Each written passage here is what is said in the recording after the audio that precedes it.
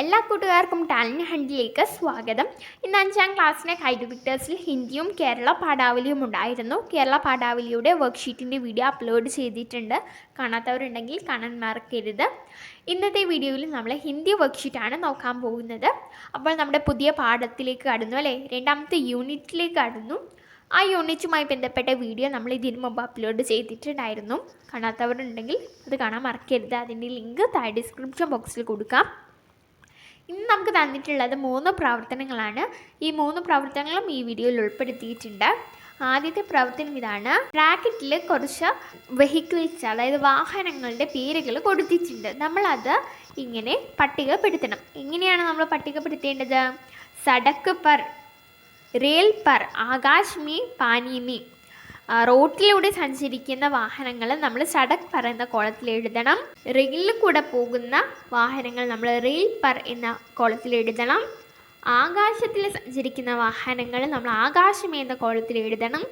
വെള്ളത്തിൽ, അതായത് ജലത്തിൽ, സമുദ്രത്തിലൊക്കെ ചലിക്കുന്ന വാഹനങ്ങളുടെ പേര് നമ്മൾ പാനിമേ എന്നുള്ള കോളത്തിൽ എഴുതണം. ആദ്യം കൊടുത്തിട്ടുള്ളത് കാറാണ്. കാർ സഞ്ചരിക്കുന്നത് സടക് പറിലാണ് അല്ലേ, റോട്ടിലാണ് കാർ സഞ്ചരിക്കുന്നത്. അതുപോലെ റോട്ടിൽ സഞ്ചരിക്കുന്ന വാഹനങ്ങളാണ് കാറ്, ബസ്, സൈക്കിൾ. റെയിൽ പർ, റെയിലിൽ സഞ്ചരിക്കുന്ന വാഹനമാണ് റെയിൽ ഗാഡി, ട്രെയിന്. ആകാശ് മേ, ആകാശത്തിൽ സഞ്ചരിക്കുന്നതാണ് വിമാൻ. പാനി മേ, വെള്ളത്തിൽ സഞ്ചരിക്കുന്നത് നാവ്, തോണി. ജഹാസ്, അതായത് ഷിപ്പ്. അടുത്തതായി പറഞ്ഞിട്ടുള്ളത് നമ്മളുടെ ചിത്രം നോക്കാനും എന്നിട്ട് ഈ ടേബിൾ പൂർത്തിയാക്കാനാണ് പറഞ്ഞിട്ടുള്ളത്. ഈ ടേബിൾ കൊടുത്തിട്ടുള്ളത് സടക്ക് പർ, റോട്ടിലുള്ളതും സടക്ക് കിനാരി, റോഡിൻ്റെ അരികത്തുള്ളതുമായ സാധനങ്ങൾ നമ്മൾ എഴുതാനാണ്. എന്തൊക്കെയാണെന്ന് ഇവിടെ കൊടുത്തിട്ടുണ്ട്. ഗായ്, ഗായ് എന്ന് പറഞ്ഞാൽ പശു. Bus, bus. കാറ്, പേഡ്, മരം. ഫുൾ, അതായത് പൂക്കൾ. പൗധ, പൗധ എന്ന് പറഞ്ഞാൽ ചെടി. സൈക്കിള്. അപ്പോൾ സടക്ക് പറിൽ നമുക്ക് എന്തൊക്കെ എഴുതാം? റോട്ടിൽ എന്തൊക്കെയാണുള്ളത്? ബസ്സുണ്ട്, കാറുണ്ട്, സൈക്കിളുണ്ട് അല്ലേ. സടക്ക് കിനാരെ, അതായത് റോട്ടിൻ്റെ അരികത്ത് എന്തൊക്കെയാണുള്ളത്? ഗായ്, പശു, പേഡ്, മരം, ഫൂൾ, പൂക്കൾ, പൗധ, ചെടി. ഓക്കെ, അപ്പോൾ നിങ്ങൾ ഇതിങ്ങനെ എഴുതിയെടുക്കുക കേട്ടോ. ഇനി നമ്മുടെ അവസാനത്തെ ആക്ടിവിറ്റിയാണ്. ഇവിടെ നമുക്കൊരു ചെറിയൊരു 3 സെൻറ്റൻസ് കൊടുത്തിട്ടുണ്ട് അല്ലേ. ഈ സെൻറ്റൻസിൽ ക, മ, ല, ന ഈ അക്ഷരം വരുന്ന ശബ്ദം, അതായത് വാക്യങ്ങൾ നമ്മൾ എഴുതിയെടുക്കണം.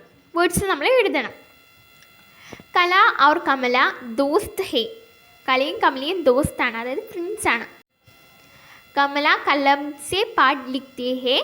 റാണി ഔർ മീന നൽ സെ പാനി ലേത്തി ഹെ.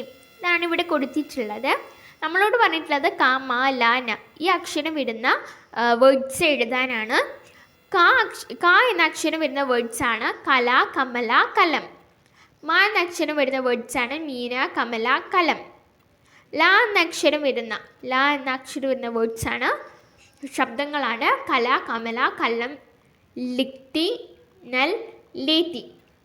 ന എന്ന അക്ഷരം വരുന്നത് ഏതൊക്കെയാണ് ഒന്ന് പറഞ്ഞു നോക്കൂ. റാണി, മീന, നൽ, പാനി. അപ്പോൾ നിങ്ങളെല്ലാവരും ഇന്ന് തന്നിട്ടുള്ള 3 പ്രവർത്തനങ്ങളും നോട്ട്ബുക്കിൽ ഭംഗിയായി എഴുതി നിങ്ങളുടെ ടീച്ചർക്ക് അയച്ചു കൊടുക്കണം കേട്ടോ.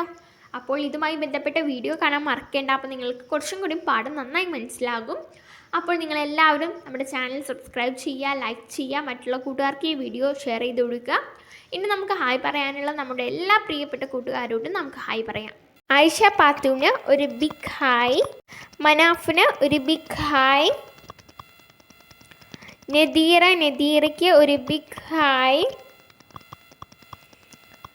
സൂര്യജിത്ത് എസ് നായറിനും ഒരു ബിഗ് ഹായ്. ഹായ് പറയുന്ന എല്ലാവർക്കും ബിഗ് താങ്ക്സ്. അപ്പം നിങ്ങളുടെ കൂട്ടുകാർക്ക് വീഡിയോ ഷെയർ ചെയ്ത് കൊടുക്കുക. Thank you for watching this video.